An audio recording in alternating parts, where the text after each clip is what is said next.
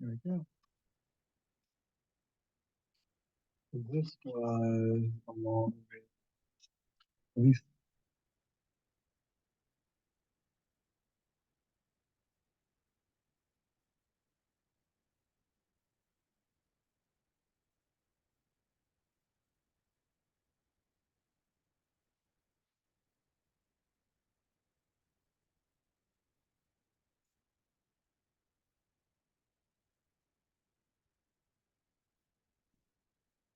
so Leslie. Yes.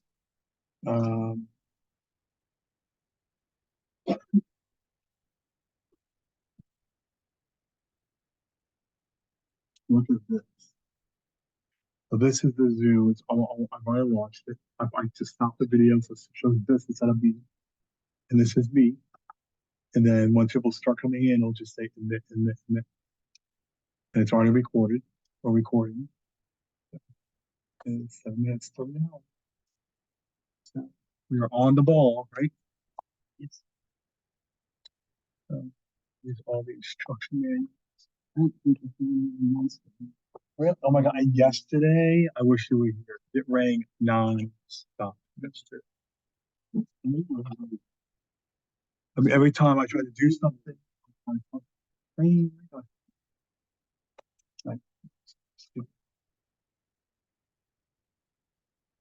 my wife, she's going to the doctor.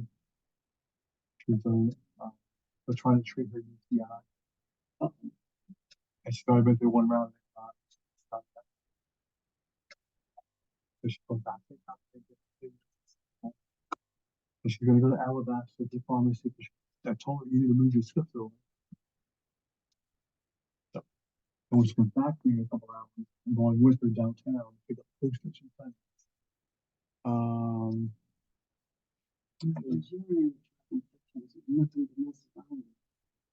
Right. But what I want to look at is our calendar. And I want to see what can I promote, you know what I mean, in that left-hand side. So today's the 11th. We got the weekend. Okay, story time Shabbat. That's a good one now. Social action, low way Shabbat. I'm not going to advertise that because people are going to either come or not from Shabbat. Yeah. But other than that, there's really nothing like. We do have Bouchon Village. We have the walk. We have another walk, different type of walks. So I could promote those. I take it back. I think the phone didn't ring once, and it was your line. Yeah, I answered my car. Oh, okay. It was Margaret calling. Oh, okay. So Margaret, she had a little bit of time to work on creating one of our new emails because moving forward, the person that we had hired to do our emails for years, her name was Lindsay. She used to work in the office like 7 years. She was a communications person. See, Barbara Brandy.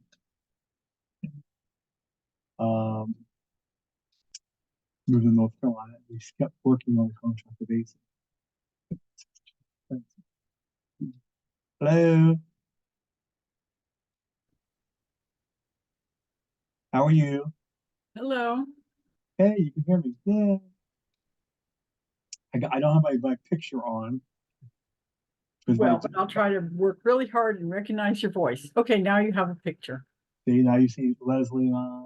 Hi, Leslie. We're working on the bulletin of the Shabbat pamphlet for this weekend. We're already recording. I saw that. Yeah. And we have a few more minutes before people show up, probably. I'm going to make you a co-host. All done. You're the co-host now. All right, I'm going to turn off my picture and you can let people in, Barbara. And if you need me, I'm still here. Okay. Are you back from getting the dog then already? I did. I left at 11:45. He got finished a little earlier, so I took advantage of the time. And he looks like a young pup. Good. We should all be so lucky. Exactly. Amen to that. Yeah, he's about turning 7. Yeah, he's, and a friend of mine had a Shih Tzu also, who was 19 years, just passed away. Ah, A long time ago. it is. It is. Ours was 15, 14, 15. I had her 10 years, and she was 5 when I got Wow. All right, I'm muting myself. Okay.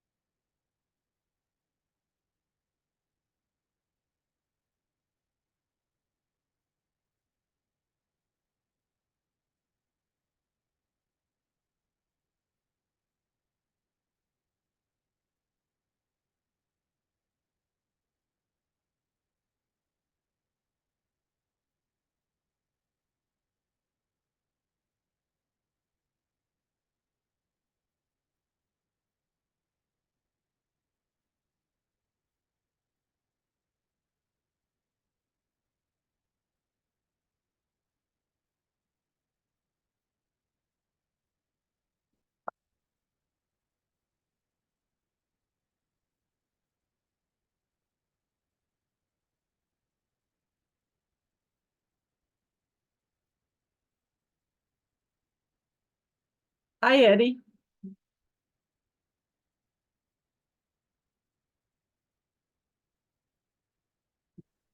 How you doing this week? I'm doing well, and yourself? I'm good. Good, great, great.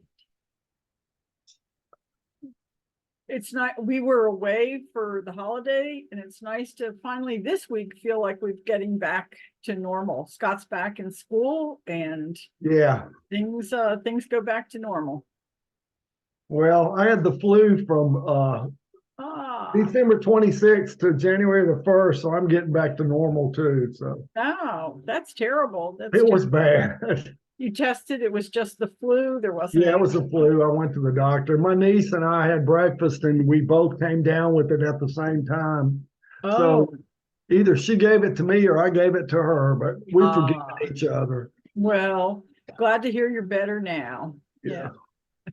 Because that gives you a week of health then after that. Yeah. Yeah. Good. Well, There's definitely a COVID surge that is happening now. So I haven't heard that the people who had COVID had a worse clinical problem, but I think you have to be careful if you're concerned about getting COVID. Yeah. if we're at services this weekend, would you go for masks? What's the story? Well, it's all individualized, but if you want to minimize your risk, I would wear a mask. Yeah. Personally. Yeah. It's I know my husband's teaching in a mask because the first day of class, some student was coughing and hacking in the back row. And then boom, she sent him an email saying she tested positive for COVID. So no. that always happened to us. Go back to school, everybody would get sick. The kids would be in one school or another school. We'd each be in different places. Yeah. Everybody would get Well, sick. a lot of times on vacations, people are around a lot of other people, family and whatever. So it's not unusual for you to get it, contract it while you're on vacation. Then you come back to school and you got it. Well, Christians have to make a living too. Yeah, that's right. And the drug companies. Drug companies. Let's think of other people. It's not just ourselves. I know my history from Bo. Yeah.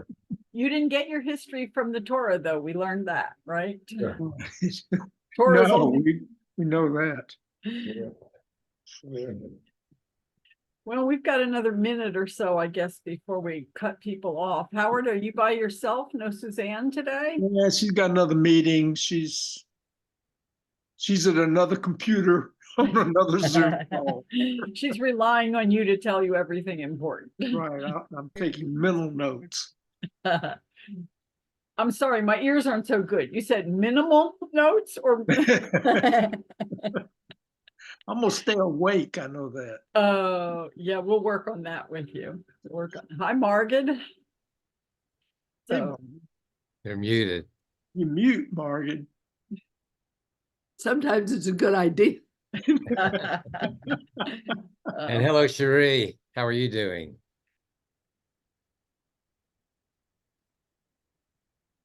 I'm good. I'm good. Good. Good. good. Well, has anyone heard from Bernard Stern? Should we- Yes, Bernard called me and said he's working with Bernard Axel to the kitchen today. Boy, he'll do anything. He's Oh, amazing. he's great. Yeah, that's great. Well, let me start then by asking, what did you think? The Parsha we're talking about this week is Parsha Bo. And any concerns, any interest, anything specifically grab you from the reading of what Dr. Sacks or Rabbi Sacks had to say? I should say Lord Dr. Rabbi Sacks. Give him all his titles. Give him everything. It sure is flowery speech. I mean, his writing is terrible to me, but I mean, it's old fashioned. It's like from a different century or something. But anyway, I think that's why I like it. yeah, I don't know. It's not my taste, but anyway, I was not real happy with his conclusion. I mean, I think he overstates the fact.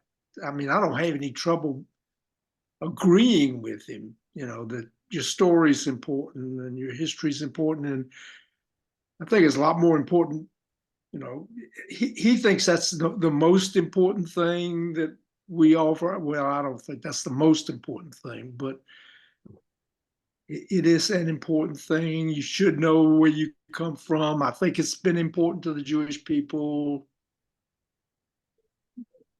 That's about where I don't disagree with you, Howard. I think that there's a lot to be valued.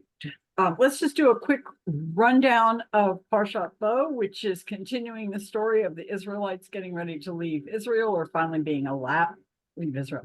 Israelites finally being allowed to leave Egypt, and it deals with the last 3 plagues that ultimately are able to convince Pharaoh, who's been reluctant up so far, to allow the Israelites to leave for freedom. And I would certainly say that this story is familiar. We've heard this story every Seder since we were kids, since we were babies, since we probably didn't pay any attention to what we were hearing. And it should be also, because it's in reading Bo that we get to what Sacks emphasizes on back in the beginning, second page 78. He tells us that it says 3 times, tell this story. Genesis, I think it's Genesis 10, or no, Genesis 12, and then twice in Genesis 13. Tell this story and get this message out there. Remember the tale, teach the message to your children, grandchildren, anybody you can find, all your descendants, and help people to understand why this story is important. So Rabbi Sacks focuses, as Howard said, a lot, too much, whatever, on the importance of telling stories. What do stories do for us? Let's go around the room and I'll point to you and you raise your hand. No, anyway, what do stories do? Stories can provide information. They can inform you of what's going on. Stories can entertain you. I'm sure you can think of an entertaining story. Stories can educate you. Stories can give you some meaning. They can enlighten you. And they can motivate you to maybe behave differently. That's a reason why we all read, or we had Aesop's fables read to us, so that we would learn what to do. Or Little Red Riding Hood. Howard, why did everybody tell you the story of Little Red Riding Hood? well, don't just wander away. I'm so happy you learned that lesson, that you remember that lesson. So yeah, they can motivate you, motivate you to do right. And as I was saying before, and as we've talked about, Torah isn't just a collection of stories. It's not intended to be a history book, although it's often used as a history book. But behind every story is a lesson. And Rabbi Sacks takes it a little bit further, saying that hearing these stories develops your identity. It's essential to hear these stories, to learn these stories, to form your identity. Yeah, and making the community. And creating a community, right. And sorry about that. I think of it as building a shared heritage. I think shared heritage is important to understanding each other, so that I know where you come from and you know where I come from. And you can overdo that. You can make assumptions saying, oh, Howard's from Alabama. He's a country boy. He's whatever. Sorry, Howard, to keep picking on you. But that makes me have certain assumptions about him. It doesn't help me really to understand him until I take into account everything else about the person. But identity is also good for us, ourselves. Identity shows where you are, but what does your own identity do for you? What does your identity do for you? And Well, I might say for me, you're a young Jewish kid, and you hear these stories year after year, or Passover in particular, and other stories, and you learn the stories. I mean, you know the stories. You go, but by the time they get to close to bar mitzvah age, they can tell the stories. To me, but I think, and I'm trying to think about my own self being a little kid and my own children and grandchildren. I think when they think about the Torah, that was way long ago. That was Moses taking the people of Israel through the desert and all. It's an old thing. Did it happen? I mean, I'm hearing these stories, but to me, the significance of it is if you can make it relevant to today. If you can take these old stories that we understand what our identity is and what we need to do as Jews, tikkun olam, for instance, and make, especially in the situation over in Gaza, et cetera. I mean, if we could talk about the Jewish people and their values and tikkun olam, and yes, there's all this horrible situation with civilians being killed, but that certainly is not who we are, and that's not our identity. That we're not people who try to kill other people. So the more that you can make it relevant to modern day, and that may be why we are conservative Jews, for instance, rather than Orthodox Jews. I think that we're a more modern looking sect of Judaism compared to a more Orthodox people. So anyway, I think you have to make it relevant. I think, well, I really appreciate what you're saying, because I absolutely agree with you that these stories can become involved in how we live, what we do, what our thoughts are, how, and repeating the ceremonies and things like that help reinforce that, so that in a sense it gives us a personal strength and an ability to deal with challenges, or to know what to do, or how we want to behave when we have a challenge. And it places us within, as we've said this morning, within our family, within our extended family, including back to wherever we came from, in our communities, and guides us to make more ideal choices if we're following the lessons that are learned. Now, Stuart, you brought up an interesting question about stories or storytelling. It's what you get out of it, and how well did you learn that lesson?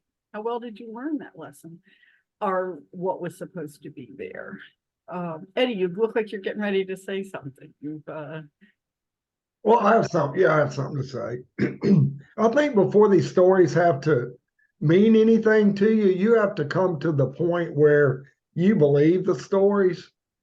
And, I know we had a discussion one time and Stuart had asked, does anybody here believe in the miracles of the parting of the Red Sea? And I said, I do. I mean, I believe in the miracles and I have to accept that. And I don't think the stories would mean anything to me if I didn't believe that narrative that I've heard all this time.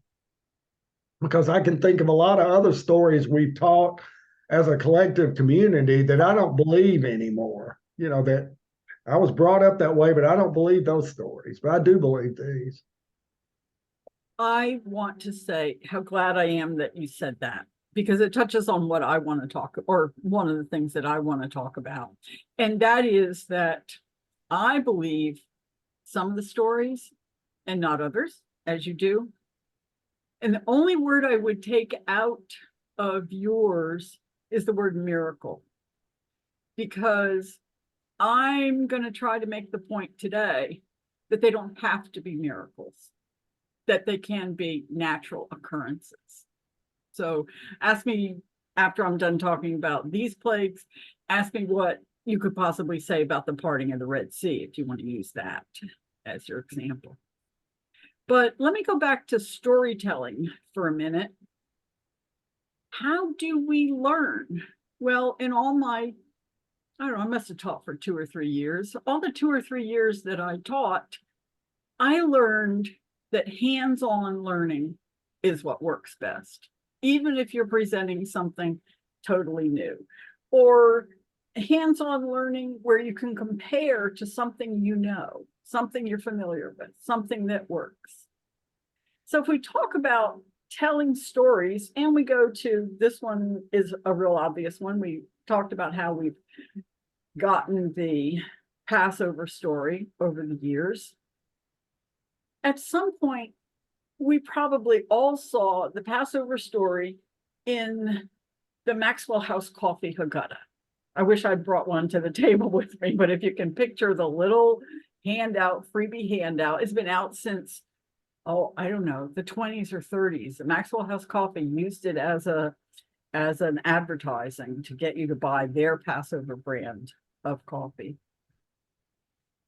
But that wasn't very interesting. If we ever went to somebody's house for Seder and they brought out the Passover Haggadahs from Maxwell House, it was, okay, boring evening. They're going to go through it word for word, and I'm not going to get a thing out of it. And nobody's going to stop and say it in my language, etc. But how do we animate the Passover story? How do we make that more real to children? And we could actually talk about this with anything, but let's stick with Passover because probably lots of us have examples from the Passover one. And Margaret, what can you say about it?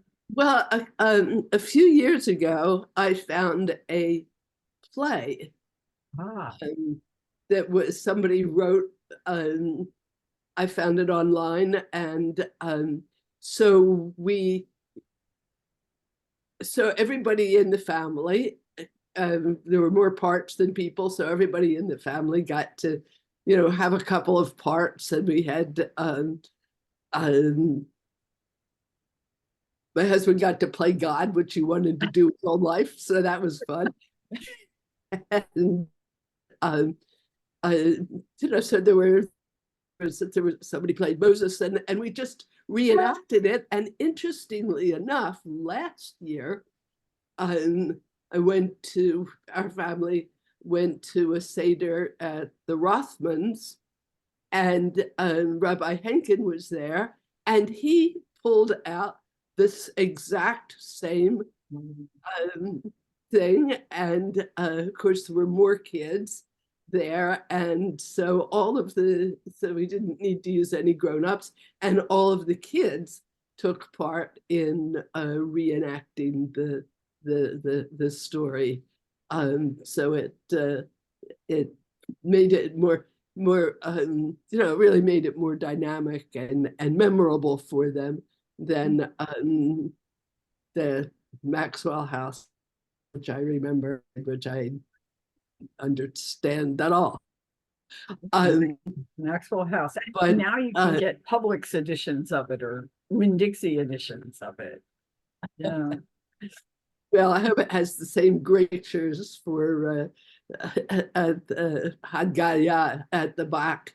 That was very, very wonderful, scary pictures at the back, which I always loved. But two other things I wanted to say. You know, as a therapist, what I mostly did, what I did a lot of was telling stories. I don't know how I learned to do that, but I found that to be very effective. So I think, and the other thing that I wanted to say was, after reading Sacks's chapter, it made me want to talk to my grandchildren and ask them, what they have. I mean, my grandchildren don't go to Hebrew school and they're not getting bar and bat mitzvah or any of that formal stuff, but I really makes me want to go and ask them what they have gotten. I know my granddaughter is very excited to say that, we are related to Moses. What they've gotten over the years out of the story, I would really like to hear from them, in their own words. That's interesting. That's interesting. Howard, I'm tempted to ask you, I know you've had a few kids and grandkids around, probably for Seder. We started really pretty early, but to try to make things a little more interesting. And I mean, I grew up with, this Maxwell House stuff and kind of just do it all in Hebrew and read through it. And that's what it was. But we had the best one we did. I mean, we've done all sorts of stuff, plays and musicals and different stuff. But one time, I think it was the house on Brookwood Road, we had a big den downstairs and we built a tent. We made it a tent and had all the guests, I don't know how many, 30 people, whatever, a lot of people, but everybody came and dressed up as some biblical figure, some pharaohs and some Moseses and some slaves and whatever. And that was a huge hit. I mean, I think that kind of stood out with everybody and they remembered it. But I do think you need to do something, especially as you get big. It's so easy to get lost in just repetitive, just the reading of it doesn't do it. Right, get apathetic about it, like, oh yeah, when's the food coming? Don't call on me. That's all you worry about. I don't want to read. Don't call on me. Funny you should mention read, because one of the first things I did, our kids were reading at about 3.5. One of the first things I did was create a Haggadah, our family Haggadah. This happens to be Yoni's copy. And I don't know if you can see it, whether I'm holding it right or not. Yeah. It's got food stains from, Yoni's now 30. It's got food stains for the last 25 years. And it was also coloring little simple diagrams, and then this stickers and stickers. So there was something to prepare ahead of time, look at the pictures, go through it. And when they could read it, it was more a way to take these 3-year-old kids and involve them in it. And I thought it was really, it was easy enough for me to do. I sort of simplified and rewrote the pictures or rewrote the story. I made one mistake, I think, in one of the illustrations. And if you remember Stuart Mangle, he jumped on me for that. I said, come on, it's a drawing, Stuart. Give me a break. It's like one of the last drawings in the book. But I did the moon incorrectly. Yeah. I had a crescent moon instead of a full moon. but such a, and also did little origami frogs. I don't think I can make it. Well, you jumped a little bit, but the origami frog, and this one happens to be white, must have been the paper that was left, but green things to play with. And they're around.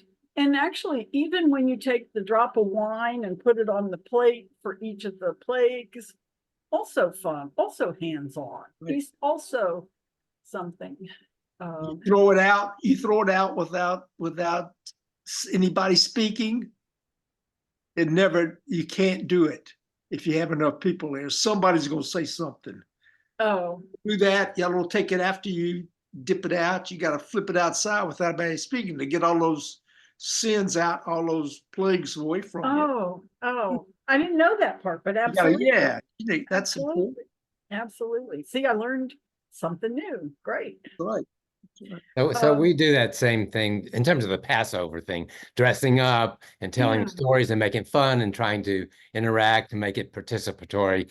I think that's very helpful. The other thing, and I've mentioned this before, I think, is that because I think for me, we're talking about Lador Vador, taking what we have in our generation and passing it on to the next generation, like the Passover story. But also, anytime we get together, not Passover at all, but other get-togethers, maybe going to the beach, maybe Thanksgiving, more secular get-togethers, we always put a Jewish element in there. We always say the blessings. We always talk about people who are not there, and we say prayers about things. And we have a little bit of a mixed family. I mean, there are people who decided not to raise their children Jewish, but they still come to these affairs. I mean, these secular affairs, and they certainly come to Passover. And by this time, even though they never went to Hebrew school, they never did any of that, they know the prayers and they say the prayers. And for me, that's a significant Lador Vador that we've accomplished. That's great. That's great. I want to go from the stories themselves to the learning part, because personally, I found it easier to learn and understand something, a story, a fact, or whatever, if I can relate it to something that I'm familiar with. So get your pen out, everybody, your pencil, your notebook. It's geology class time. It's time for geology. So the plagues this week, the last three, we've got locusts, darkness, and killing of the firstborn. And the one that I want to focus on mostly is the darkness. But researchers have looked at determining the types of naturally occurring events that could be responsible for any of these plagues. And the plague of darkness is well known. The plague of darkness is scary if you're a little kid. And all of these plagues are pretty well studied now, I'd say in the last 2 decades or so, from the biology, the geology, the archaeology of the reason. And what does it take to get darkness? When I'm done with the spiel on darkness, I'm very happy to talk about parting of the Red Sea. But let me do darkness first. That's what I've studied up, prepared, etc. And I know more about from my own background than I do the parting of the Red Sea, although I have no problem with the parting of the Red Sea or, the water turning to blood, all of those. I mean, I do like the biology, the geology, the archaeology. So if you think about darkness, what do you have to do to have darkness? You have to block the sun. A cloudy day, like we've had these last few days, clouds in the sky. Yeah, you're looking outside. It's not cloudy today. You've got the sun today. But in Bo, it talks about a plague of darkness that lasts for 3 days. That's important. Because if you think about what can block the sun, just based on what Dahlia was talking about the other day, her excitement to go to an eclipse, is it an eclipse? Did it get dark because of an eclipse? What do you have to have a solar eclipse? You have the Earth, and you have the moon, and you have the sun. And when there's a perfect alignment of the Earth the moon and the sun, which doesn't happen all the time because the positions are sort of canted so that some are higher or lower, except for certain times. That's when you get an eclipse. The situation changes so that the moon and its distance, even though the moon is smaller, is just the right size to block out the sunlight on a small portion of the earth. So what you're having is a shadow. And that shadow is the result of them being lined up and also at the same position. One can't be higher than the other when you have a total eclipse, which happens maybe a couple times in our lifetime. You have a total eclipse. And it's easy to imagine an inability to understand what causes a total eclipse. But is this 3 days of darkness an eclipse? I'm sorry, Margaret, what? For 3 days? For 3 days. Can you have an eclipse for 3 days?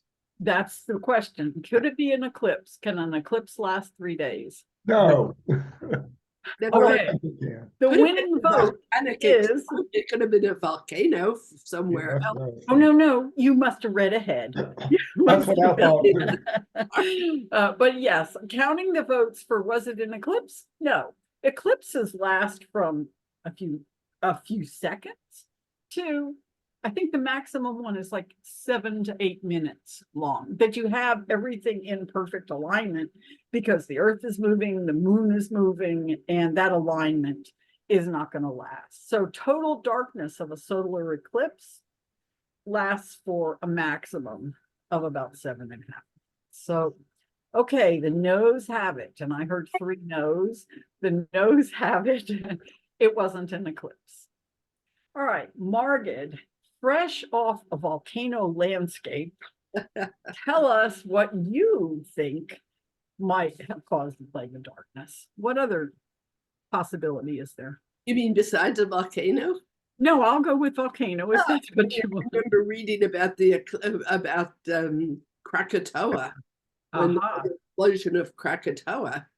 I'm lost. I don't know what you're talking about. Krakatoa, what? Ankle? What? Krakatoa? No, what's Krakatoa? Was a volcano. I guess in the Indonesian region area. When? I'm not remembering exactly, but no, you weren't there. During the 1800s, I guess. 1880s, yeah. 1880s, and produced enough ash to make a whole year of darkness that really interfered with the growth of plants and all kinds of stuff. And then there was the one in Iceland a few years ago, which didn't produce, which was less severe, but it still interfered with a lot. But the Krakatoa one was absolutely incredible. And yeah, Krakatoa was really, in fact, the year was then called the year without a summer because it didn't get warm, it didn't get sunny and bright, etc. Right. So volcano. We need to think then, is this area susceptible to volcanic explosions? Doesn't matter. It doesn't. It makes it better or worse if it can be local. Yeah. Yeah, if it can be local. Can it be local? Okay, everybody, turn back to page 27 in your geology textbook and look at the map of plate boundaries. Earthquakes and volcanoes occur at plate boundaries, not necessarily 100% of the time. For example, Hawaii, significant volcanoes, but it's not at a plate boundary. And if we look at the Mediterranean area, yes, plate boundaries and volcanic activity. So in the northern area of the Mediterranean, we have a volcano, Santorini, and Santorini is what did it in this case. Have a particular type of eruption, not the Hawaiian one where volcano flows gently down and people can move fast enough to get out of the way, that's not explosive. Mount St. Helens, lots of us will remember, Mount St. Helens tossed a lot of debris into the atmosphere. And Mark had talked about Iceland. There have been some major eruptions with lots of pyroclastic fire, broken debris, pyroclastic debris that have caused flights from the US or Canada to Europe to be canceled or at least diverted, go through a different route because of so much ash in the atmosphere. And that ash is silicate material, which is terrible for plane engines. So they could be above it, below it, beside it, et cetera. And they don't want to risk getting the plane flying through any of it at all. And it's terrible for the engines. So pyroclastic debris from a volcano can cloud the sky significantly and create darkness. And this has happened in our lifetime. We see major volcanoes. I mentioned Mount St. Helens. Mount St. Helens erupted in 1980, and the northern tier of states had a lot of darkness, say from all the way from Washington to South Dakota, North Dakota. All those states, Idaho, Montana, et cetera, remained dark for a while until all of that tiny material, the heavy pieces fall out quickly, the tiny material takes a while. Well, if it was a volcanic eruption, what do we expect to see? Santorini is in the northern part of the Mediterranean, northeastern part of the Mediterranean. All the debris is cast up. Gravity brings it back down. We should see layers of ash. The answer is yes. There are layers of the bright ash. Now I'm going to skip to Birmingham for a minute. Everybody knows Red Mountain. Within Red Mountain, there are 3 significant layers of ash, about an inch to 2 inches thick. And you can see them when it's not all kudzu covered in Red Mountain Cut. And they're from 300 million years ago when North America separated from Africa, and significant volcanoes off the coast, the ones that are in those 3 layers, probably were off the coast of Florida, the east coast of Florida. So settled ash. Do we find settled ash from the eruption? And the answer is yes. The answer is yes. In geology and archaeology studies of the region, it can take several days, months for the material to significantly settle out so that it becomes light again. And another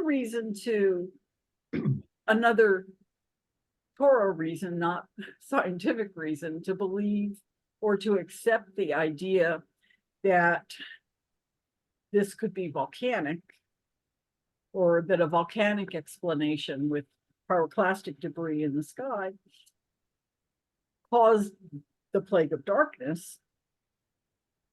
It fits the narrative really well, going back to chapter 9 in Exodus. And I should have pulled it out to be able to read it to you. But the line says something about Moses held out his rod to the sky. It's Exodus 9:23.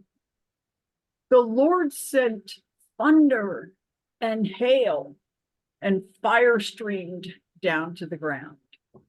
Okay, thunder, brrr, shaking from the explosion. Hail, not ice hail, but rock material falling down. And fire streaming to the ground.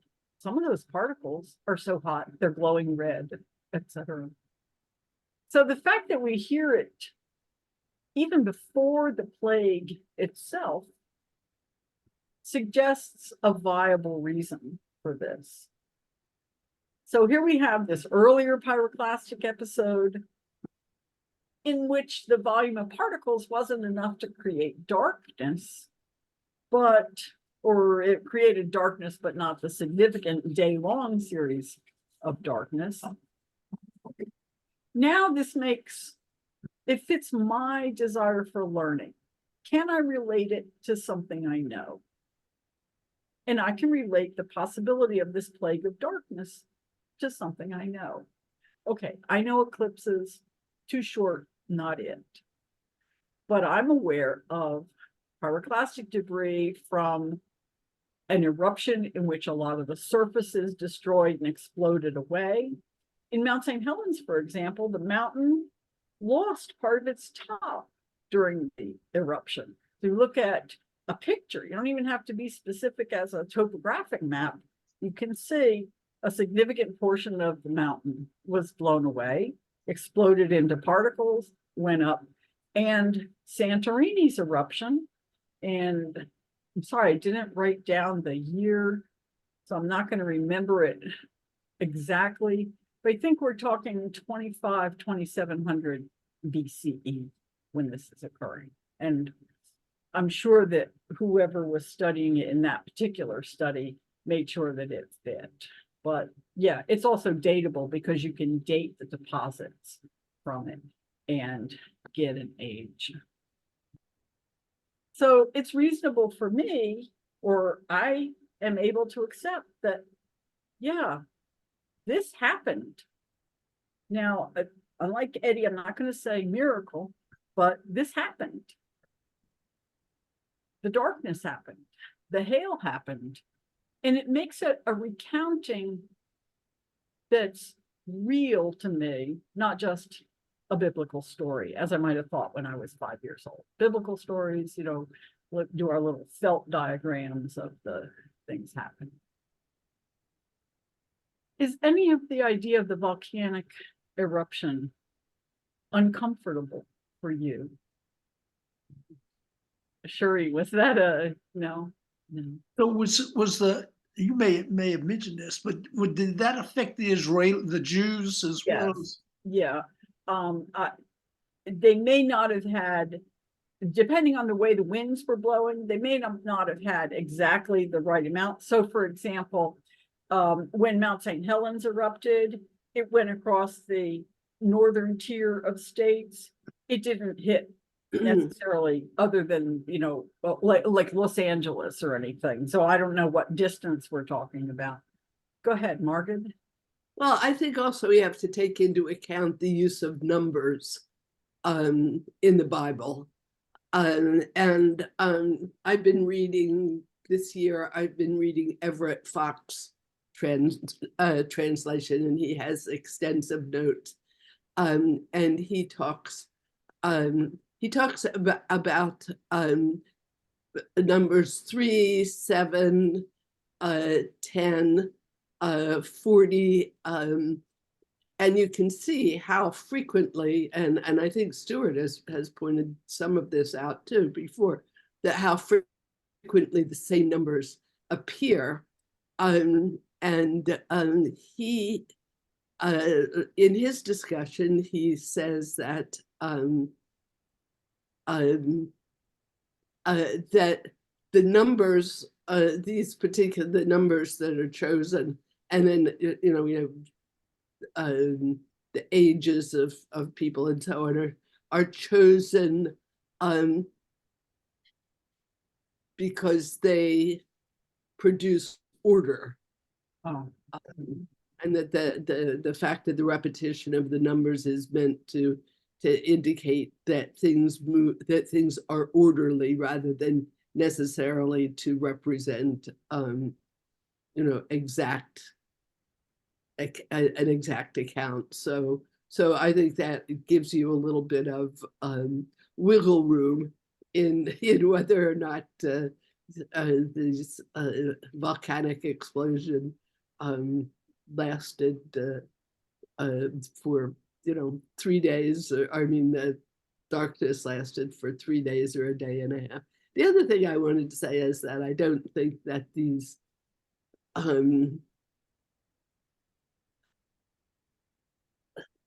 don't see any reason that these explanations are inconsistent with the idea of miracles. In the sense that, in the sense that one can believe that that God produced these events using the tools of the world that he created. I can't disagree with you on that. I think created. I'm being overly critical of the word miracle, but But the miracle could be that they happened at the time when we needed them to happen. Absolutely, absolutely. And that goes along with what Margaret was saying. Margaret, I don't think that, or may I ask whether you or the author would have said, time doesn't matter, numbers don't matter. It could have been as brief as an eclipse or the 3 days. I didn't think you were headed there, but I don't think we won't have geologic evidence of an eclipse that lasted 5 minutes compared to a pyroclastic debris deposit, which you can go back now thousands of years later and find. So you're not criticizing the explanation of volcano compared to eclipse. Oh no, not at all. Not at all. I'm just saying that 3 days may just signify a significant period of time, right? Enough time, to make people very scared, and make give Pharaoh pause in his plans, and then it might not be, it's probably not as short as an eclipse, but it might not be exactly. Sure. And I think a 5-minute eclipse on what was a nice sunny day would be scary also. So well, Connecticut, the Connecticut Yankee in King Arthur's court, that it's made all the difference. So the deal here is learn these stories, whatever the explanation is, learn the stories and understand what's going on. So make sure that you learn what occurred and learn why you should be learning this.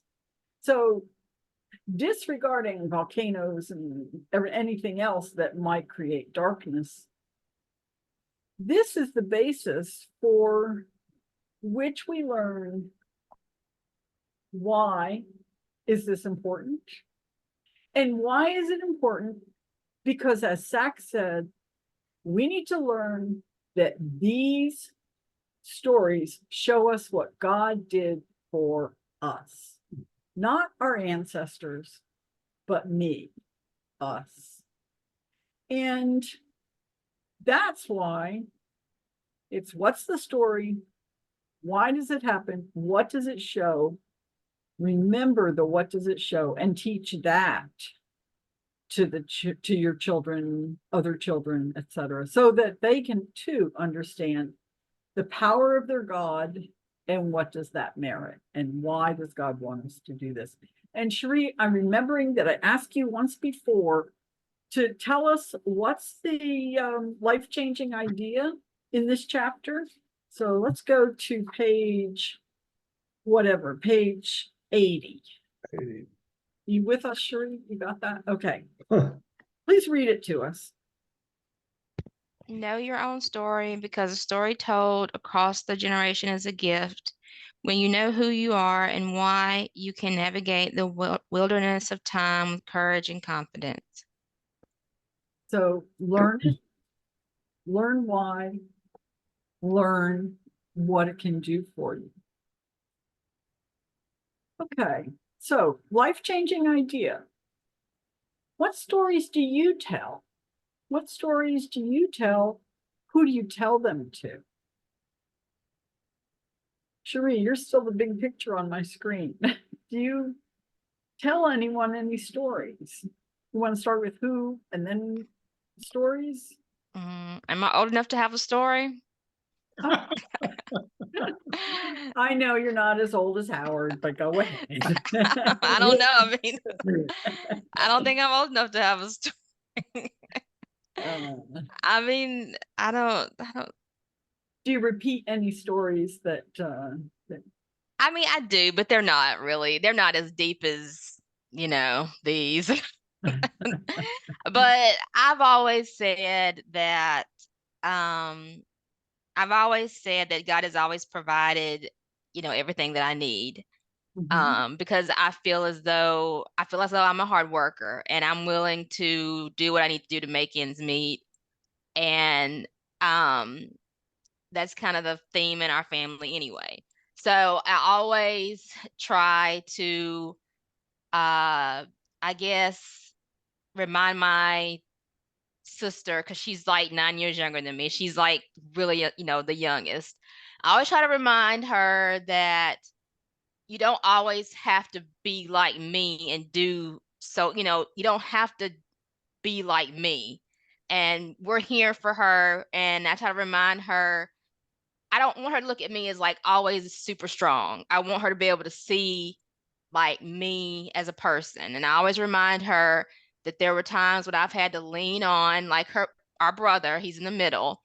And I always tell her that, we're always here for each other. And I remind her of times when I have needed my brother for things. And, even though I'm the oldest, I need them as well. And in particular, when I first moved to Birmingham, um, I came from Mobile. So, Mobile is a lot different in terms of just it's not as expensive as Birmingham is.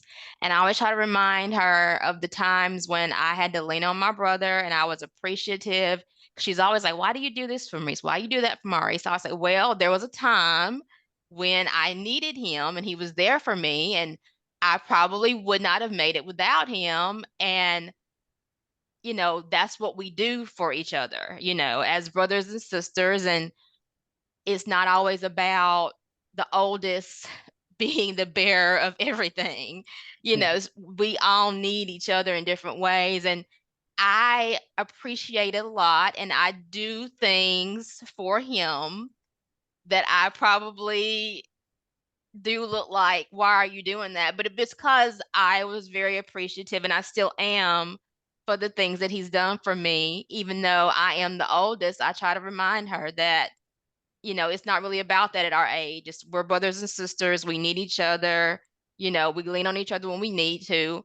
And don't think because he's a boy and, we're two girls that you can't reach out to him for things that you need.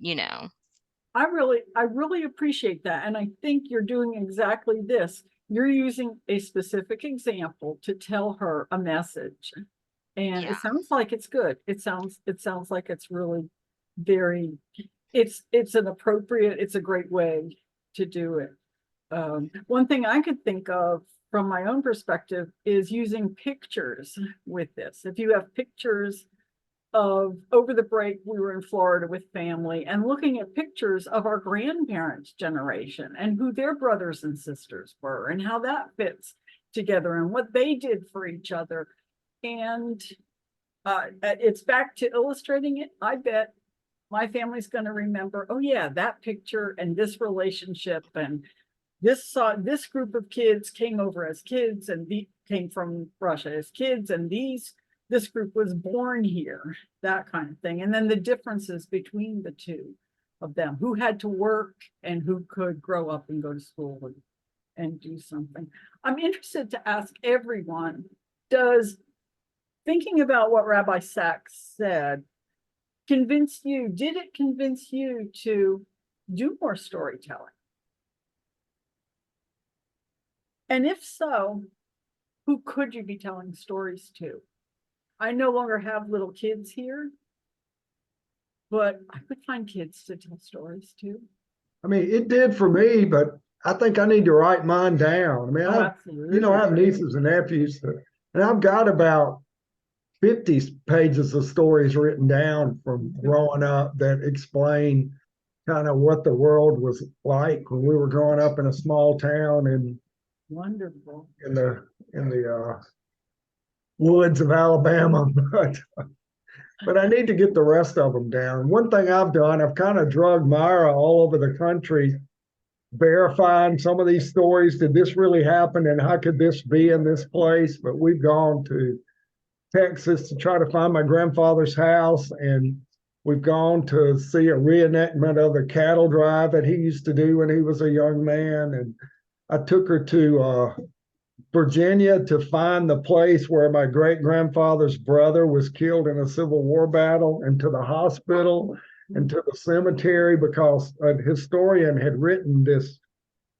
story for one of my cousin's child when he was born so that they would know the family. So I wanted to see where these places occurred. And it does make a difference there if you can show people where these things happen. Oh, I hope you took pictures with some of them. Yeah, I do have You do pictures. that. Yeah, great, great. I like that. Anyone else? Howard? I was just going to say, I've been doing, if you want a format, there are a couple of companies out there. Storyworth is one of them I've been using to try to pass on pretty much the same thing Eddie's doing, except he's doing a lot more in depth than I am.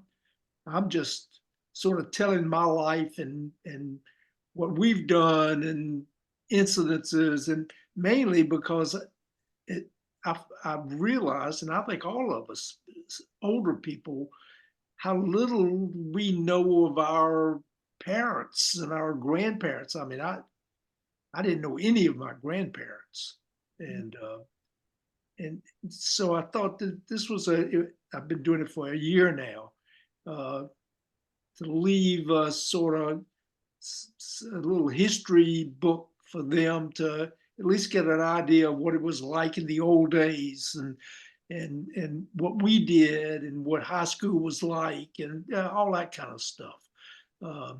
So anyway, I think it's fun. I mean, I like to write anyway, so it's fun for me.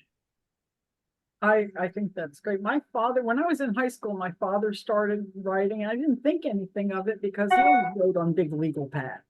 But it turns out he was writing his story and his family's story. And when he finally gave me about a dozen legal pads filled with handwritten materials, I started transcribing them, and the kids were away at camp that summer. So I would print off the next 10 pages that I did, send them on to Yoni at camp. And he loved reading about what Grandpa did in World War II. Where was Grandpa in World War II? And he reminded me of something the other day. My mother dated Danny Kaye, and Danny Kaye must have been in the news or he saw a movie. And Yoni said to me, Yoni's not even home. He's at a meeting in New Orleans. He said, yeah, I saw movie X. I have no idea what it was. And he said, and it reminded me that Grandma chose Grandpa instead of Danny Kaye. Danny Kaye. I said, you wouldn't be anywhere because I wouldn't be anywhere if it was Danny Kaye. That's so funny. But I think what do you learn from that? I don't know what he learned from that, except that no, I don't know if you learn something, yeah, fun facts. It's good to know. Yeah, the facts. Well, binds the family a little bit more. It does. It does. I that's absolutely it, Howard. It's family binding. It's back to the heritage, back to what you're learning, back to making the decisions. And what did Yoni learn? Don't date movie stars. Maybe he wasn't a movie star when my mom saw him, but yeah, don't date movie stars. I was really fortunate. Recently, my mother, after my father died, we didn't have any money, and my mother she had previously taught school, and so she went back to teaching school, and she had, in the past, she had been a teacher of American history at the high school level, but it was hard to get recertified for that, and so she got certified and taught as a elementary school. And a few months ago, a man contacted me who had been her student when he was in the 6th grade. And he is, I don't know what he does. He just loves researching things. And so he wrote, and he found out that a couple of, that my mother, he said that my mother really made a big impression on him. And she really affected his life. And he found a couple of other students who said the same thing. So he decided to research her. And he wrote quite a lengthy story, account of my mother and my father and some other things, which he posted as a blog post.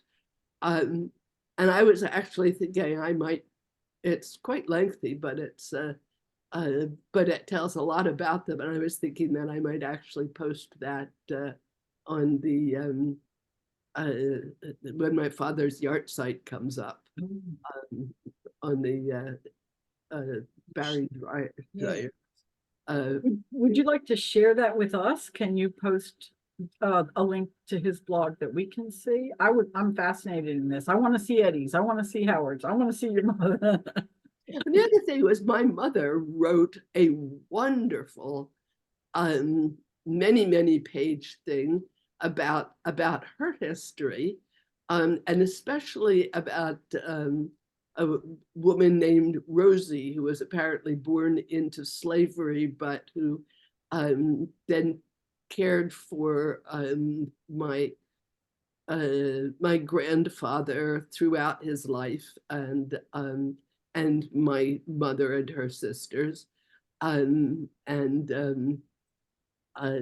He actually had her, after she died, had her buried in the family plot. But since Black people were not allowed in that plot at that time, it's an unmarked grave, but it's still in his family plot. But she wrote this wonderful thing. It was pages and pages and pages long. And when she moved from Baltimore to Philadelphia, she discarded a lot of things, including that, which I'm so sorry not to have, because it was had many wonderful memories, not only of Rosie, but of a lot of things that happened in her youth. What that needs to do is inspire all us to, well, I was going to say put pen to paper, get out your word processor and start writing. Howard, I do hope you're word processing, not putting pen to paper, because transcribing. I just type it out and send it to this company, and they're going to produce a little book. Very good. Very good. He could probably do drag and dictate too, and then I think Yeah, that would be good. Don't even have to pick up a pen. Thank you all, really, seriously, for attending today. I hope it was, as Rabbi Henkin said, rock solid enough for you. I look forward to seeing you all, hopefully this weekend, for some of the installation festivities. And certainly next week, when author T.K. Thorne is joining us and we talk about free will and Vayera, which is actually the Parsha for this week. But we'll listen to the Parsha for this week, and we'll all be prepared for Vayera next week when Rabbi Henkin, and I think thanks to Stuart, also bring in T.K. Thorne to talk about free will. Little advertisement for coming back. See you all next week. And if I don't see you before, have a good Shabbos. Thank you very much. Bye-bye. Thank you. Thank you. And yes, Rabbi Henkin's taking care of my salary, so no problem. Oh, good. Bye-bye. Thanks for being here.